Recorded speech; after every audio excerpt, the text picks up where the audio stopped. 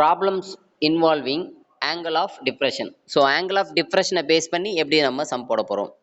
So angle of depression angle of elevation ஒன்றும் ரொம்ப difference கிடையாது.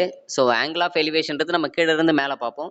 ஸோ ஆங்கிள் ஆஃப் டிப்ரெஷன் இருந்து மேலேருந்து கீழே பார்ப்பாங்க. மற்றபடி ஆங்கிள்ஸில் எந்த சேஞ்சஸ் இல்லை. இப்போ பாருங்க, இங்கே சைடில் நோட் கொடுத்துருக்காங்க பாருங்க. இப்போ ஃபார் எக்ஸாம்பிள் இப்போ ஒரு பில்டிங் மேலே இப்படி இருக்குன்னு வச்சுங்களேன். இப்போ ஆங்கிள் ஆஃப் எலிவேஷன் இதான் வந்து நம்மளுடைய ஸ்ட்ரெயிட் லைன், அதாவது நம்மளுடைய லைன் ஆஃப் சைட், நம்ம ஹரிசாண்டல் லைன் நம்ம பார்க்குற ஸ்ட்ரெயிட். இதுல இருந்து என்ன பண்ணோம்னா, இப்போ கீழே ஒரு பொருள், இந்த இடத்துல ஒரு பொருள் இருக்குன்னு வச்சுங்களேன், இதை நம்ம பார்க்குறோம்னா அப்போ ஆங்கிள் ஆஃப் எலிவேஷன் 45 டிகிரினா அப்போ இந்த ஆங்கிள் வந்து 45 அர்த்தம். சரியா? ஆங்கிள் ஆஃப் எலிவேஷன் வந்து 45 டிகிரி.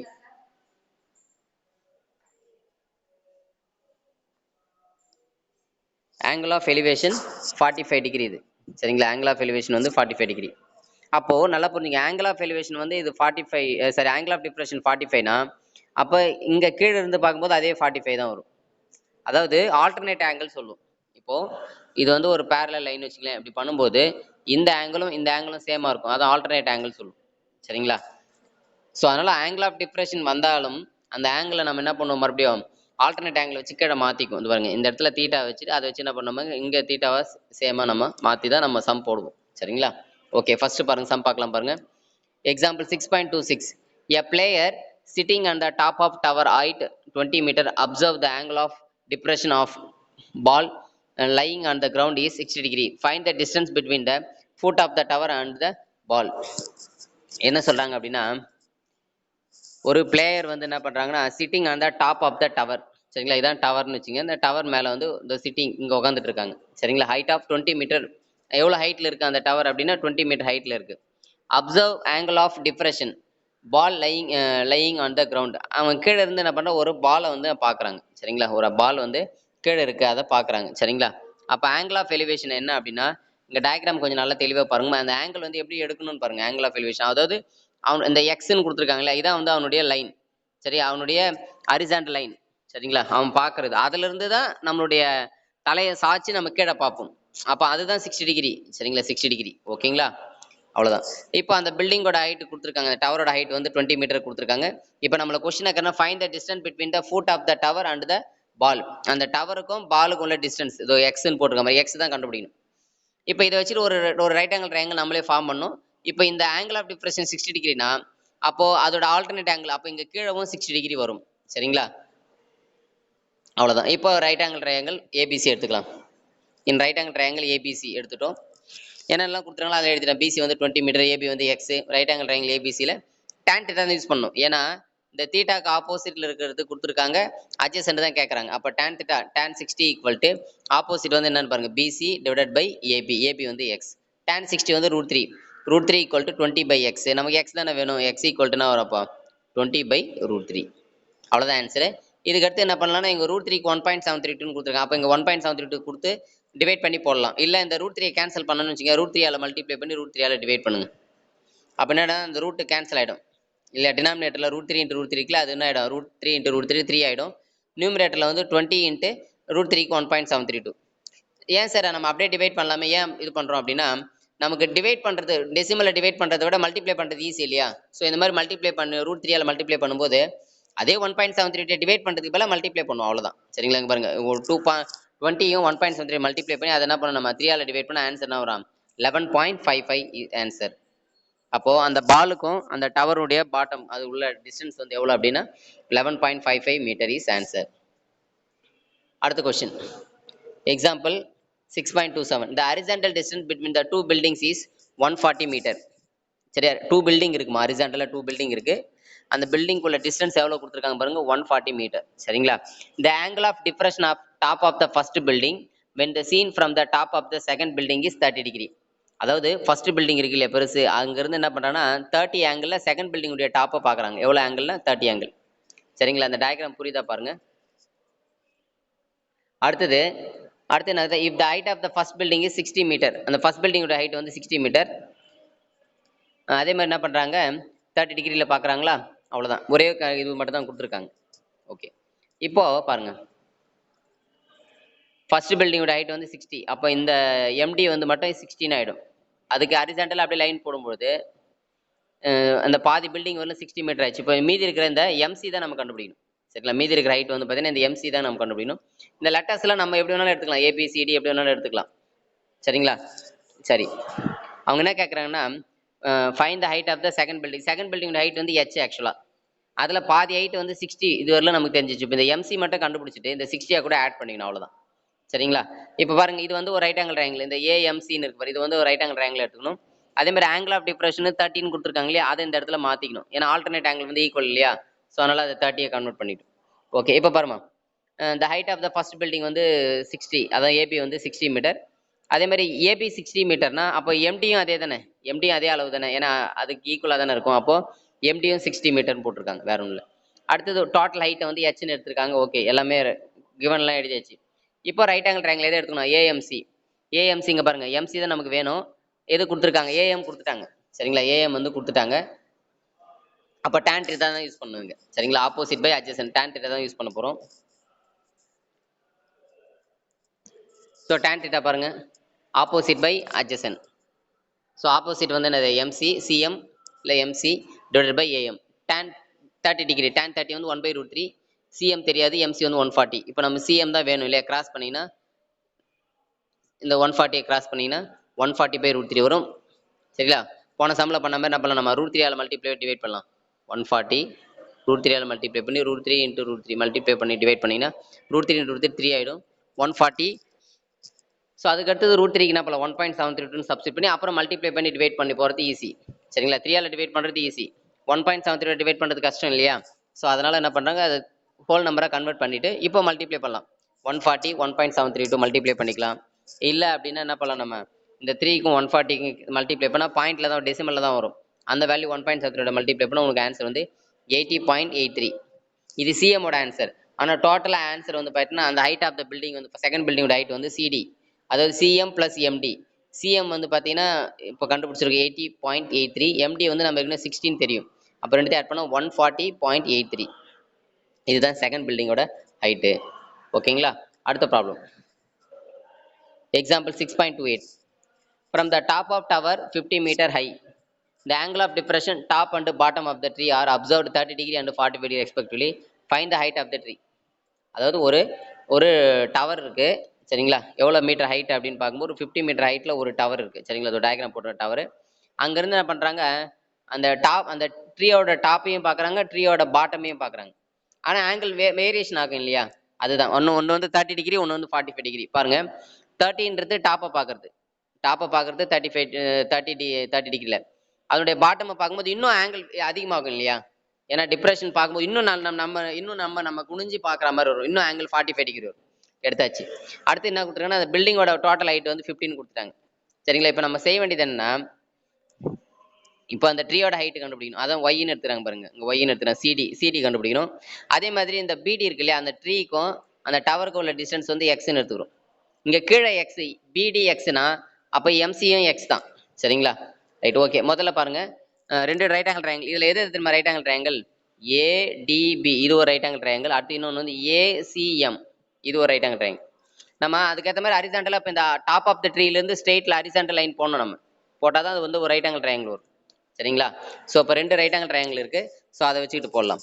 சரி, ஃபஸ்ட்டு பாருங்கள், கிவன்லாம் எழுதிக்கலாமா, என்னென்ன கிவன் கொடுத்துருக்காங்க எல்லாத்தையுமே எழுதிருங்க. சரிங்களா, ஏபி வந்து 50, சிடி வந்து நம்ம ஒய்ன்னு எடுத்துக்கணும், பிடி எக்ஸ்ன்னு எடுத்துக்கிட்டோம். அடுத்து ஆங்கிள்ஸ் எல்லாம் எழுதியாச்சு, எல்லாமே ஓகே. இப்போ ஃபஸ்ட்டு ரைட் ஆங்கிள் ட்ரையாங்கிள் ஏபிடினா பெரிய ட்ரையாங்கிள் எடுத்துக்கிறோம், பெரிய ரைட் ஆங்கிள் ட்ரையாங்கிள் எடுத்துக்கிறோம். ஆங்கிள் வந்து 45 டிகிரி. இப்போ இதில் வந்து நான் பார்த்தீங்கன்னா tan θ தான் பண்ண போகிறோம். tan ஆப்போசிட் வந்து என்ன வரும், ஏபி டிவைடட் பை பிடி. ஏன்னா ஏபி நமக்கு தெரியும் இல்லையா, ஏபி வந்து ஆப்போசிட் சைட் தெரியும், அட்ஜசன்ட் சைட் நமக்கு வேணும். இப்போ tan 45 1 போட்டாச்சு. ஏபி வந்து எவ்வளோ பாருங்க, ஏபி வந்து 50 போட்டோம், பை பிடி வந்து எக்ஸ். இப்போ இந்த எக்ஸை கிராஸ் பண்ணால் எக்ஸ் ஈக்குவல் டு 50, அவ்வளோதான். எக்ஸை கண்டுபிடிச்சிட்டோம். என்ன எக்ஸ் கண்டுபிடிச்சிருக்கோம் அப்படின்னா, ட்ரீக்கும் அந்த டவருக்கும் உள்ள டிஸ்டன்ஸை கண்டுபிடிச்சிட்டோம். சரிங்களா, அடுத்தது நம்ம என்ன பண்ணுறோம், இன்னொரு ரைட் ஆங்கிள் ட்ரையாங்கிள் எது அப்படின்னா அது பாருங்க, ஏசிஎம் பாருங்க, ஏஎம்சி. அதில் அதே tan θ தான் பாருங்க, தீட்டாக்கு ஆப்போசிட்டில் இருக்குன்னா அப்புறம் ஏஎம் டிவைடட் பை சிஎம். ஆக்சுவலாக இங்கே பாருங்க, இந்த சிஎம்மும் பிடியும் ரெண்டும் ஒன்று தான் ஆக்சுவலாக. சரிங்களா, இந்த டிஸ்டன்ஸ் வந்து அதாவது அந்த ட்ரீனுடைய பாட்டம்லேருந்து டவருக்குள்ள டிஸ்டன்ஸும் ஒன்று தான், ட்ரீயோட டாப்புக்கும் டவருக்குள்ள டிஸ்டன்ஸும் ஒன்று தான். சரிங்களா, அப்போ அதை பிடி என்னவோ அதே தான் வந்து சிஎம். ஸோ அதனால் வந்து அதுக்கு என்ன பண்ணலாம், நம்ம சிஎம் அப்ளை பண்ணிடணும், வேற ஒன்றும் இல்லை. இங்கே பாருங்கள், tan 30 வந்து 1/√3, ஏஎம் தெரியாது, சிஎம் வந்து அதான் கண்டுபிடிச்சல, பிடினவோ அதே தானே சிஎம். ஸோ அதான் கண்டுபிடிச்சிருக்கோம், 15 கண்டுபிடிச்சிருக்கோம், அந்த 50 அப்ளை பண்ணிடும். இப்போ கிராஸ் பண்ணால் ஏஎம் ஈக்குவல் டு 50/√3. இப்போ இதே மாதிரி என்ன இதுக்கு √3 மல்டிப்ளை டிவைட் பண்ணுங்க. அப்போ 50√3/3ன்னு வரும். √3க்கு வந்து 1.732 போடுங்க. இது சிம்ப்ளை பண்ணுங்க. 3யும் 15 கேன்சல் பண்ணால் பாயிண்ட்ல வரும். அதை 1.73 மல்டிப்ளை பண்ண நமக்கு 28.87 மீட்டர். இப்போ நம்ம கண்டுபிடிச்சது ஏஎம். இந்த டயக்ராம்ல பாருங்களேன், ஏஎம்ன்றது இது. ஓகேங்களா? ஆக்சுவலாக நம்மள கொஸ்டின் கேட்கறது என்ன கேட்குறாங்க, ட்ரீயோட ஹைட்டு தான் கேட்குறாங்க. அப்போ எப்படி கண்டுபிடிங்க பாருங்க, ட்ரீயோட ஹைட் என்னன்னா இங்க பாருங்க, சிடி தானே ட்ரீயோட ஹைட்டு, அதுவும் எம்பியும் ஒன்று தான். சரிங்களா? அதே ஹரிசாண்டலில் தானே இருக்கு.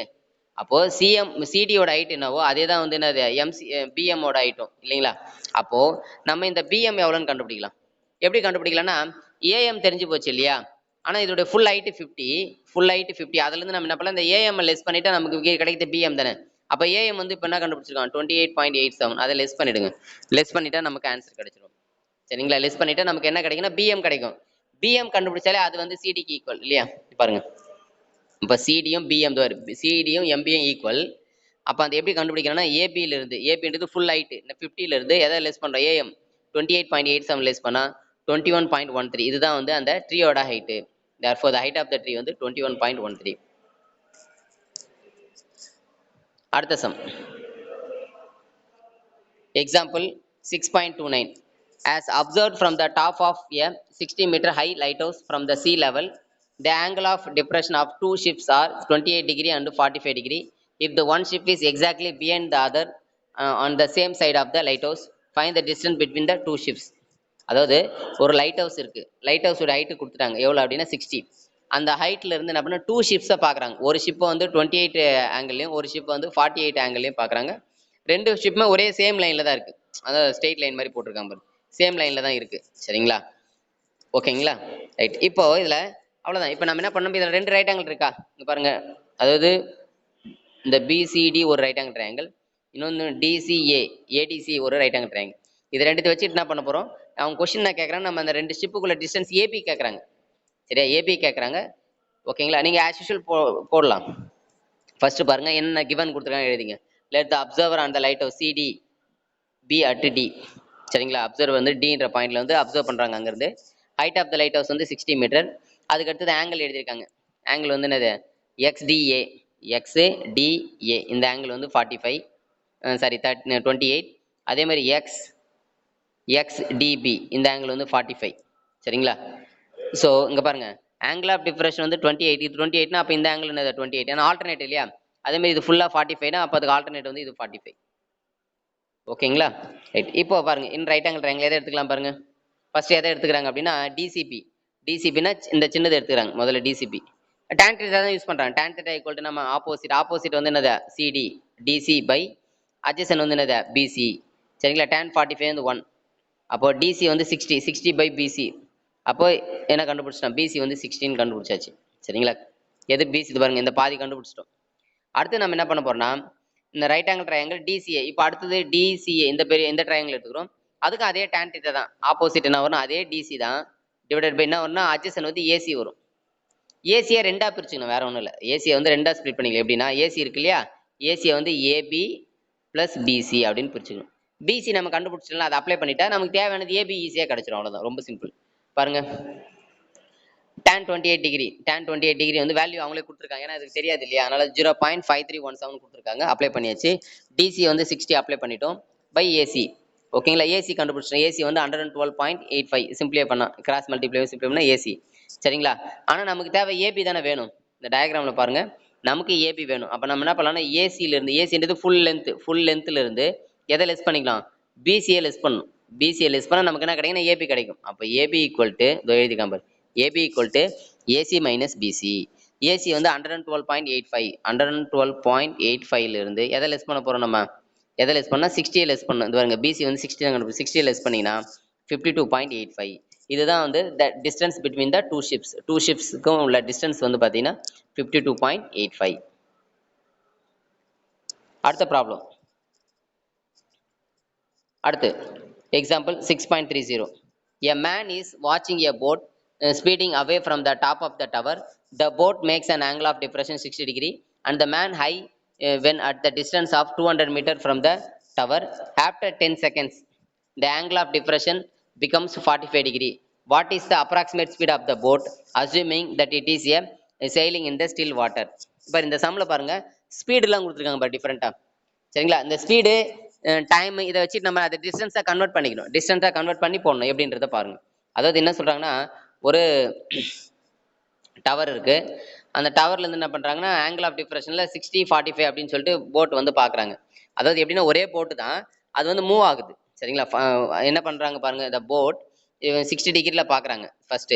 அதுக்கடுத்து 60 டிகிரில பாக்குறாங்க. அதுக்கடுத்து 200 மீட்டர் ஃப்ரம். அதுக்கடுத்தது after 10 second angle of depression become 45 degree.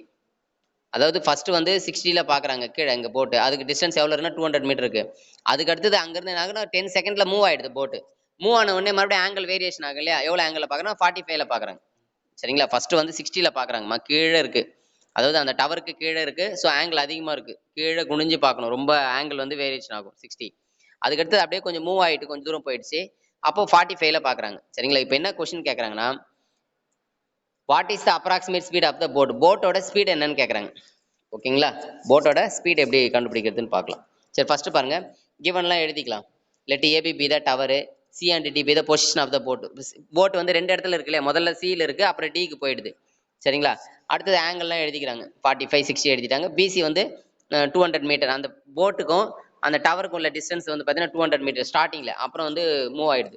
சரி, முதல்ல என்ன பண்றாங்க, ஏபிசி எடுத்துக்கிறாங்க. முதல்ல ஏபிசி எடுத்துக்கிறாங்க. அதே tan θ யூஸ் பண்றோம். tan θ ஈக்குவல் டு, இப்போ இதுக்கு ஆப்போசிட் எது நம்ம வரும்? 60 டிகிரி இருக்கா? ஆப்போசிட்னா வரும், ஏபி வரும். சரிங்களா? இந்த ஆங்கிள் எப்படி 45 வந்திருக்குன்னு தெரியுதா எங்க? ஏன்னா ஆல்டர்னேட் ஆங்கிள். ஏன்னா 45ல டிப்ரெஷன், அப்போ அது அப்படியே ஆல்டர்னேட் ஆகும் 45 60. சரி, ஓகே. இங்க பாருங்க, tan 45 tan 60 பாருங்க. tan 60 equal to AB by BC. சரிங்களா? tan 60 வந்து என்ன வரும்? √3 ஈக்குவல் டு ஏபி பை 200. அப்போ கிராஸ் பண்ணீங்கன்னா என்ன வரும்? AB equal to 200 √3. அவ்வளோதான். ஏபி கண்டுபிடிச்சிட்டோம். ஏபின்றது என்னது? ஹைட் ஆஃப் த டவர் கண்டுபிடிச்சிட்டோம். பட் நமக்கு அது தேவையில்லை. அடுத்தது பாருங்க, இன்னொரு ரைட் ஆங்கிள் ட்ரையாங்கிள் இதுனா ஏபிடி எடுத்துட்டோம். இதுலேயும் அதே tan θ tan 45 ஈக்குவல் டு அதே ஏபி பை பிடி வரும். பிடியை ரெண்டா பிரிக்கலாம். பிடி பிளஸ் டிசி அப்படின்னு சொல்லிட்டு ரெண்டா பிரிக்கலாம். சரிங்களா? ஓகே, பாருங்க, tan 45 1. ஏபி வந்து நம்ம கண்டுபிடிச்சிட்டோம். ஏபி வந்து 200 √3 கண்டுபிடிச்சிட்டோம் இல்லையா? ஸோ அதை அப்ளை பண்ணிக்கலாம். சரிங்களா? அதை அப்ளை பண்ணிடுங்க. ஸோ அப்ளை பண்ணி பிடியை கண்டுபிடிக்கலாம் முதல்ல. பாருங்க, ஸோ tan 45 வந்து 1ன்னு அப்ளை பண்ணிட்டாங்க. 200 √3 பை பிடி. ஸோ பிடியை இது கிராஸ் பண்ணீங்கன்னா பிடி ஈக்குவல் டு 200 √3. ஓகேவா? இப்போ சிடி தான் நமக்கு வேணும் ஆக்சுவலா. இப்போ அந்த டயக்ராம்ல இப்படி பார்த்தீங்கன்னா இப்படி இருக்கும். சரிங்களா? ஓகேங்களா? ஏ.